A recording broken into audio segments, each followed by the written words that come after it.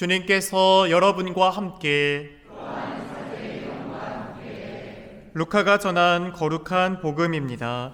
주님 영광 받으소서. 그때 예수님께서 12 사도와 함께 산에서 내려가 평지에 서시니 그분의 제자들이 많은 군중을 이루고 온 유다와 예루살렘 그리고 티로와 시돈의 해안 지방에서 온 백성이 큰 무리를 이루고 있었다. 예수님께서 눈을 들어 제자들을 보시며 말씀하셨다. 행복하여라 가난한 사람들, 하느님의 나라가 너희 것이다. 행복하여라 지금 굶주리는 사람들, 너희는 배부르게 될 것이다. 행복하여라 지금 우는 사람들, 너희는 웃게 될 것이다. 사람들이 너희를 미워하면 그리고 사람의 아들 때문에 너희를 쫓아내고 모욕하고 중상하면 너희는 행복하다. 그날에 기뻐하고 뛰놀아라. 보라, 너희가 하늘에서 받을 상이 크다. 사실 그들의 조상들도 예언자들을 그렇게 대하였다. 그러나 불행하여라 너희 부유한 사람들, 너희는 이미 위로를 받았다. 불행하여라 너희 지금 배부른 사람들, 너희는 굶주리게 될 것이다. 불행하여라 지금 웃는 사람들, 너희는 슬퍼하며 울게 될 것이다. 모든 사람이 너희를 좋게 말하면 너희는 불행하다. 사실 그들의 조상들도 거짓 예언자들을 그렇게 대하였다.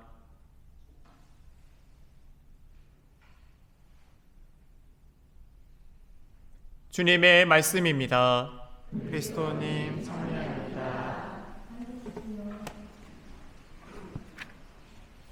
참 예수님, 오소서 성령님. 사랑하는 교회 여러분, 오늘 우리가 함께 들은 독서와 복음은 우리는 무엇을 의지하며 살고 있는가? 라는 중요한 질문을 우리에게 던지고 있습니다. 세상은 우리에게 성공, 부, 권력을 더 쫓고 살으라고 가르칩니다.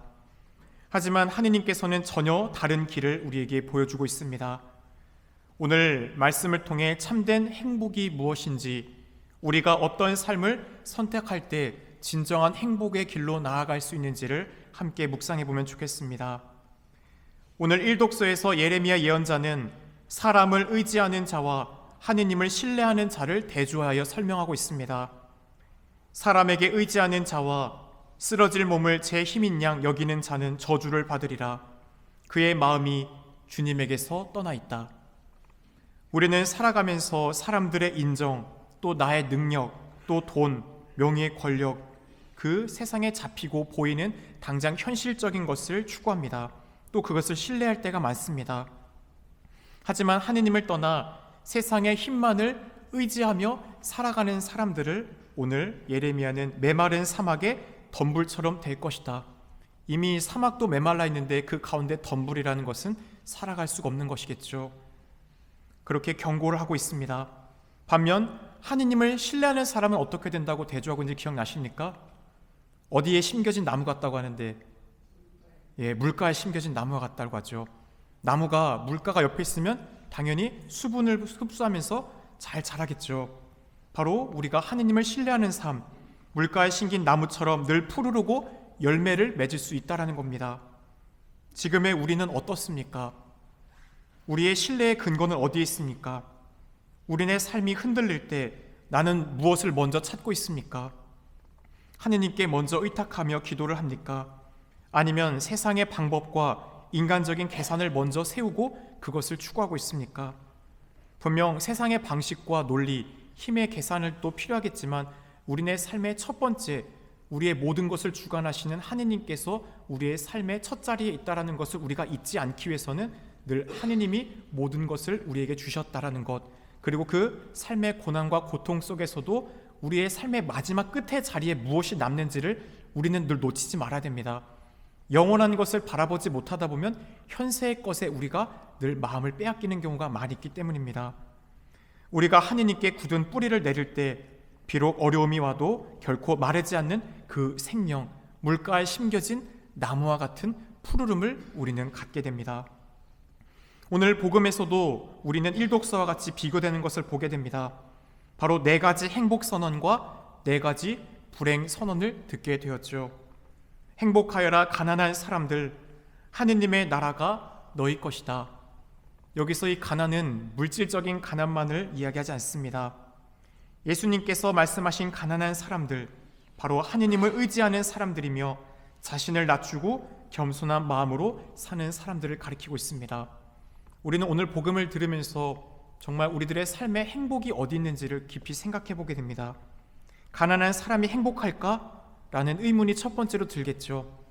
사실 한국 사회에서는 이런 말도 있죠. 돈 있으면 귀신도 부린다고. 정말 무소불위의 권력이죠. 한국 사회에서 더 그렇습니다. 돈이라는 게 순간적인 기쁨은 살 수 있어요. 우리 친구들이 원하는 것, 어떤 걸 소유했을 때 우리 친구들이 당분간 무엇인가 갖고 싶은 것을 가지면 순간적인 행복감과 기쁨을 누릴 거예요. 그런데 그 기쁨이 영원할까요? 우리 친구들이 갖고 싶은 뭐가 있을까? 없나? 최고 PC 사양, 풀 사양, 플레이스테이션, 이제 한물 갔나? 그런 것 아닌가? 뭐하지? 피파 온라인 축구 최고 선수 카드 이런 게 나왔다 쳐봐요. 뽑았을 때 어떨까요? 그 순간만큼 엄청 기쁠 거예요. 그런데 그게 몇십 년 지나서도 그 가치가 있을까요? 아니에요. 그 순간의 것은 우리에게 찰나지만 우리가 영원함을 바라보지 못한다면 함몰되는 것이죠. 분명 오늘날 돈이라는 것, 정말 사람을 웃고 울리고 힘들게도 하고 기쁘게도 하지만 사람의 인생은 한 줄기 피었다 사라지는 연기와 같을 뿐입니다. 그렇게 분명 이 지상의 삶이 고달픈 이들에게 괜찮아, 나중에 하느님이 다 보상해 줄 거야, 그런 차원은 아닙니다. 분명히 어렵죠. 척박하고 가난하게 살아가는 사람들의 마음을 우리가 어떻게 다 이해할 수 있겠습니까? 하지만 그 가운데서 그들은 하느님이 주실 그 위안을 믿고 살아가기 때문에 이 현세에서부터의 행복을 주님은 우리에게 약속하시는 것을 우리는 믿고 살아가야 합니다. 반면 예수님께서는 부유한 사람들에게 분명한 경고를 하십니다. 불행하여라 너희 부유한 사람들, 너희는 이미 위로를 받았다. 구약에서부터 자녀와 돈은 하느님이 주신 축복이었습니다. 자녀가 많고 재산이 많은 건 하느님께로부터 충실히 살았던 이들이 받게 되는 복이에요. 그런데 왜 불행하다고 가르치겠습니까? 단순히 돈이 많은 사람을 의미하는 것이 아니기 때문입니다. 자신의 부와 성공에 만족하여 하느님을 찾지 않게 되는 사람들을 가리키고 있다는 것이죠. 내가 가진 것으로 나는 이미 충분해, 하느님 없어도 만족하며 살 수 있어, 그게 바로 부유한 사람입니다. 그렇게 살아갈 때 우리들의 삶에서 하느님의 자리가 점점 사라져갑니다. 반대로 나는 부족하지만 하느님이 모든 것을 채워주실 것이다 라는 그 믿음을 지닐 때 우리는 참된 행복을 찾을 수 있습니다. 오늘 이 독서도 우리의 희망이 어디에 있는지를 다시 한번 우리에게 명확히 제시해주고 있습니다. 바울 사도는 코린토 신자들에게 말합니다. 그리스도께서 되살아나지 않으셨다면 여러분의 믿음은 덧없고 여러분이 지은 죄 안에 아직 있는 것입니다. 그렇죠. 우리의 그리스도교 신앙의 핵심은 바로 부활입니다. 부활신앙. 우리도 주님처럼 그분의 삶에 동참하는 영원한 생명으로의 올마감, 죽으면 산다라는 바로 이 신비, 역전의 신비가 있다는 것이죠. 그렇게 오늘 복음처럼 첫째가 꼴찌되고 꼴찌가 첫째되는 그 삶의 변화가 주님 앞에 분명히 찾아온다는 것입니다. 이 세상의 부와 권력은 하느님께로부터 받은 것이지 그게 우리의 삶의 목적이 될 수 없습니다. 그것은 우리에게 도구일 뿐입니다. 그런데 많은 경우 우리들의 삶이 그 도구를 목적으로 삼기에 우리들의 삶이 거꾸로 갑니다. 그리스도의 부활은 우리에게 영원한 생명을 약속하고 있습니다. 그렇기에 바울 사도는 우리에게 힘있게 오늘 강조하고 있습니다. 이제 그리스도께서 죽은 이들 가운데서 되살아나셨습니다. 죽은 이들의 만물, 이 세상의 모든 살아있는 이들의 부활의 근원이 바로 그리스도께 있다는 겁니다. 우리의 삶에 부활이 없다면 우리는 자기 살고 싶은 대로 막 살아도 돼요. 그냥 내가 하고 싶은 대로 그냥 아나무인으로 살아도 됩니다. 하지만 오늘날 여전히 이 세상이 아직도 선함이 있고 사람들이 법과 제도, 양심을 지키는 가운데 살아가려고 하는 그 근간에는 영원한 생명과 내세의 삶에 대한 믿음이 어느 정도 자리 잡고 있기 때문입니다. 우리는 단순히 현세의 행복을 바라는 사람이 아닙니다. 하느님 나라의 영원한 기쁨과 생명을 믿고 희망하는 사람들이지 않습니까? 그렇다면 우리는 지금 어디를 바라보며 살아가고 있는지를 물어야 합니다. 내 인생의 삶의 목표가 무엇입니까? 저의 부모님, 또 아버지, 또 어머니가 저에게 들려줬던 삶의 목표는 명확했죠. 나중에 네가 아무리 성공해도 하느님이 없다, 하느님이 누구냐, 이렇게 살면 그 인생은 성공할 수 없다고. 아버지가 오토바이 타고 다니면서도 그 어린 시절에 뒤에 있을 때 앉힌 저에게 얘기해 주셨던 부분들이 그런 얘기들이었어요. 하느님을 먼저 선택하면 그분이 다 채워주신다고. 그렇게 우리는 그것을 믿고 살아갑니다. 하느님께서 주실 그 가장 좋은 복락, 비록 우리는 주님이 주시는 것, 그것을 우리가 원하는 것과 다를 수 있기 때문에 때로는 이해하기가 어려운 삶의 시간들을 보냅니다. 우리가 바라는 것은 즉각 나에게 채워지고 또 나이가 오늘날 현세를 살아가는데 필요한 것들로 우리는 요청하죠.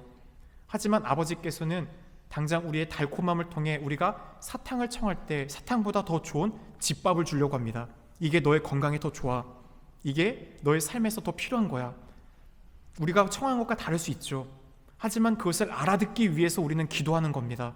내가 청하는 것보다 주님이 주시는 게 더 의미 있고 값지다라는 것을 알아듣기 위해 주님의 침묵 가운데 머무르며 기도하는 겁니다.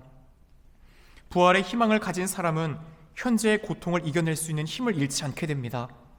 왜냐하면 하느님께서 마지막 우리를 영광스럽게 하실 것을 우리가 믿고 있기 때문입니다.